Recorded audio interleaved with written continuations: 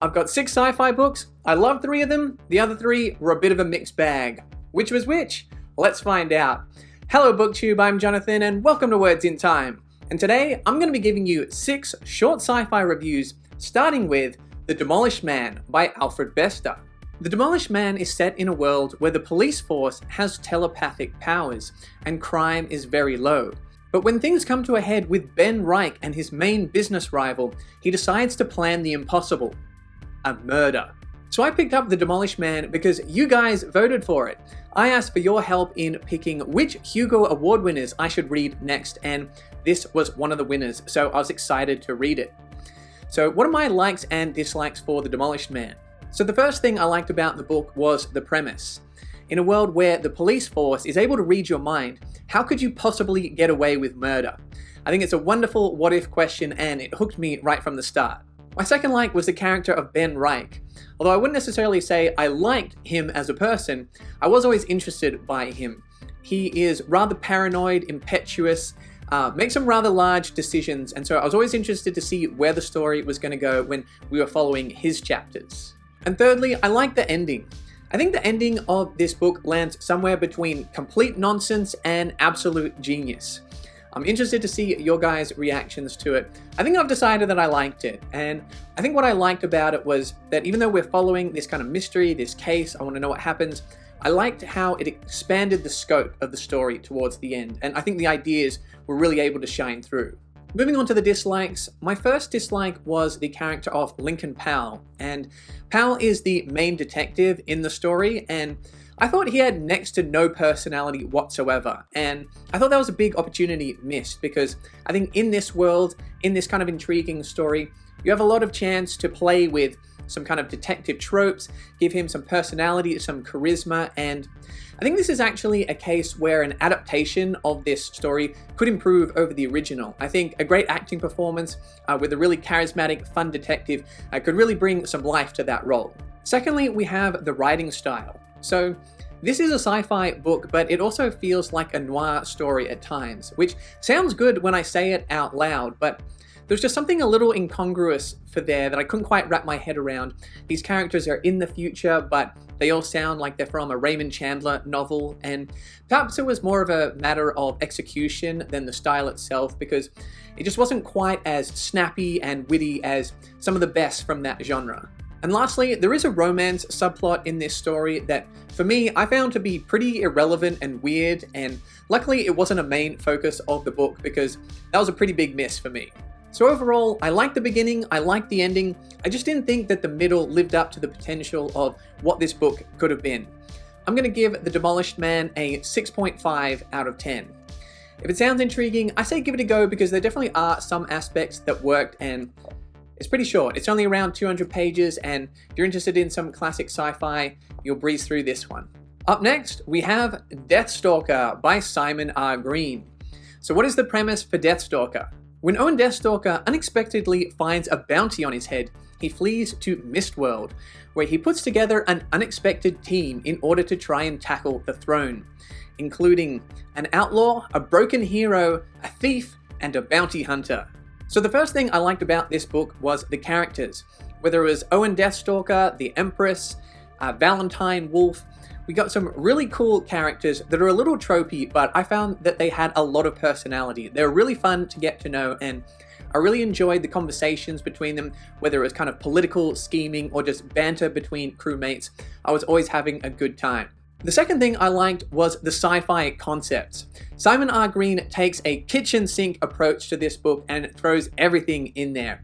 Whether it is things to do with time, weapons, teleporting, bringing things back from the dead. There's a whole bunch of cool and crazy stuff going on in here at all times. Every chapter, I found out something new about this world that I thought was really, really fun and really, really cool. And lastly, I really enjoyed the tongue-in-cheek approach. This book doesn't take itself too seriously, although it's not so silly that there aren't stakes. I still was invested in the story and in the characters, but I really enjoyed the sense of fun that this book was written with. I think it takes some familiar tropes and just cranks them up to 11, and then some others it subverts. So I think it kind of sets up expectations and then delivers on them or puts a little twist on them, which I thought was really, really well done and made for an exciting read. I didn't have any major dislikes, but one small issue I had was with the exposition.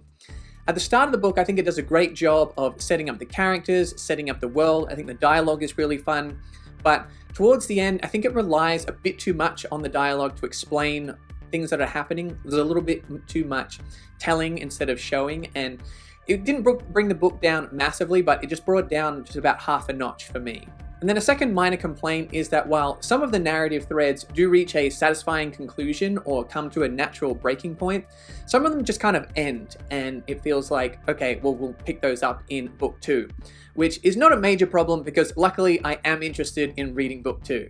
Overall, I had a lot of fun with this one. For me, Deathstalker was an 8.5 out of 10.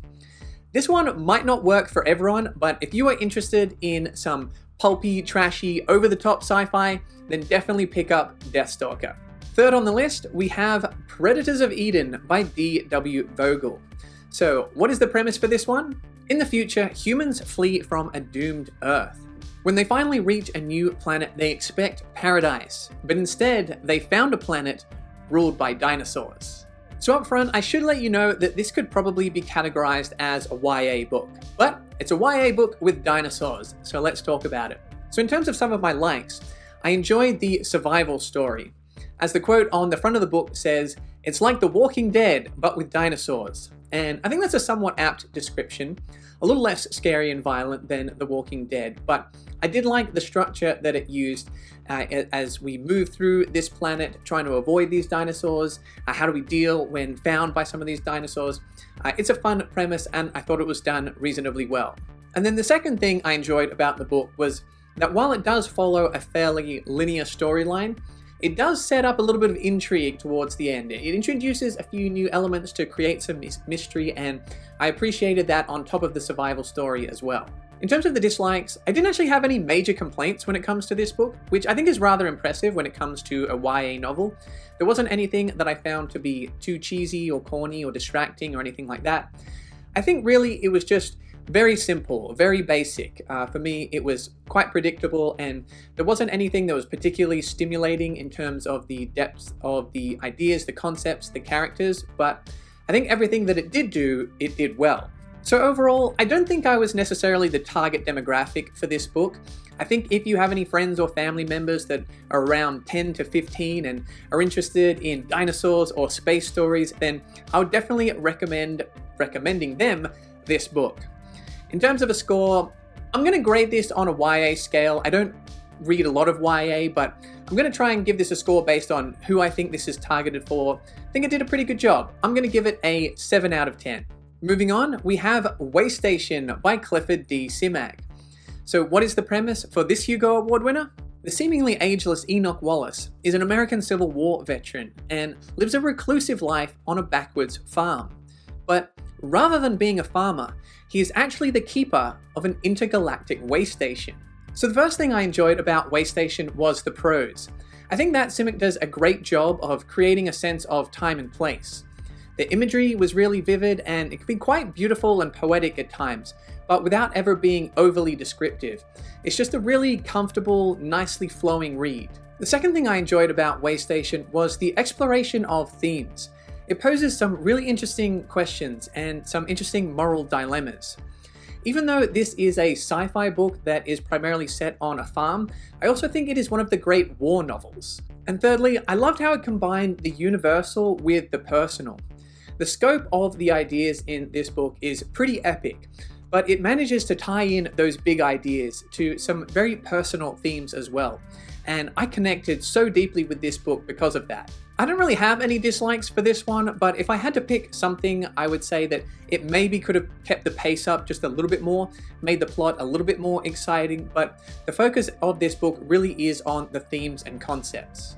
So overall, for me, Way Station was a 9 out of 10. I think it's an absolute classic, a must pick up for all you classic sci-fi readers out there, and definitely a contender for my read of the year. Moving on, we have Babylon's Ashes, the 6th book in the Expanse series by James S.A. Corey. So just a quick spoiler-free premise for this one is, as always, we have different factions from Earth, Mars, the Belt, as well as some new factions and some new antagonists to make life difficult for James Holden and the crew of the Rocinante. So what did I like about book 6? Well, the first thing that I liked was the politics between the different factions. The different power plays going on here, I always find to be well done and interesting and intriguing within the series, and some of the new elements that have been introduced in the last couple of the books I found to be working quite well. And the second thing that I liked was the return of some of my favorite characters.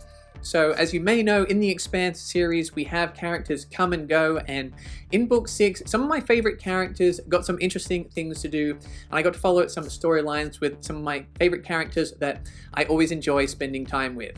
Moving on to the dislikes, my first one was way too many POVs. So usually in an Expanse book, we get around 4 different perspectives. I think in book 6, we get about 18. It was just an absurd number of people to follow, and I think some of them served little to no point at all for me, and I think some of them had interesting storylines, but unfortunately we didn't really get to develop them because of the time that we were spending elsewhere. And my second dislike was that I found this one to be rather anticlimactic. We did get some interesting character moments, and there were some interesting political power plays going on, but the way that a lot of those were resolved I found to be not particularly clever and not all that exciting. Overall, this was still a relatively fun and fast read. I do like this world and I do care about these characters, but I found book 6 to be a bit of a letdown, especially after book 5, which was my second favorite in the series so far. For me, Babylon's Ashes was a 6 out of 10, so I'm still enjoying the series overall. I will be finishing it. I hear good things about the final trilogy, books 7, 8, and 9, so if you've read them, no spoilers of course, but let me know what I should be expecting as I wrap up the Expanse series very soon. And lastly, we have Eversion by Alastair Reynolds. So what is the premise for Eversion? In the 1800s, a ship crashes off the coast of Norway. In the 1900s, a zeppelin explores an icy canyon in Antarctica. And in the far future, a spaceship sets out on a mission to find an alien artifact. Each of these journeys go horribly wrong, and Dr. Silas Code is present on all of them. He seems to be the only one realizing that these events are repeating themselves, so it's up to him to figure out how to stop these from happening again. So the first thing I liked about Eversion was the characters and the dialogue. Alastair Reynolds is an author that I'm a massive fan of, but his book usually focuses on the sci-fi concepts and the stories. But I think the characters and the dialogue really shone through in this as well. We get to spend some time with these characters on these journeys, get to know them, and the banter between them I found to be quite enjoyable. The second thing I enjoyed was the sci-fi concepts, something that Alastair Reynolds always delivers on. So there are a few interesting takes on some familiar sci-fi ideas that Reynolds put a nice little twist on, and then there's some others which just were complete mind benders. I could not wrap my head around as much as I tried, turned my mind inside out trying to make sense of them, and they just absolutely blew me away. I think this is a really, really cool book with some kind of insane ideas. And finally, I love the ending of this book. There was a period of time during the middle of the book where I was thinking, okay, are these puzzle pieces going to start to come together? Am I going to be able to make sense of all of this? And Alastair Reynolds absolutely delivered. Some of the reveals I thought were absolutely jaw-dropping, and I love the way that Reynolds completed this book. This is another one where I have no major complaints, but if I had to nitpick, I would say in the middle of the book, the kind of excitement and mystery sort of momentarily turned into a bit of confusion that maybe slightly hurt the momentum. Perhaps the plot could have been a little bit more exciting throughout, but I think it totally pays off to the point where that doesn't matter anymore. Overall, while this is a sci-fi book that didn't always feel like a sci-fi book, it ended up being an absolute hit for me. I'm going to give it a 9 out of 10, and I cannot wait to read more by Alastair Reynolds. So there you go guys, 6 sci-fi books, 6 reviews. If you've read any of them, let me know your thoughts in the comments, and if you haven't, let me know if you're interested in picking any of them up. I hope you enjoyed the video. If you did, make sure to like and subscribe, and you can find more sci-fi content over here.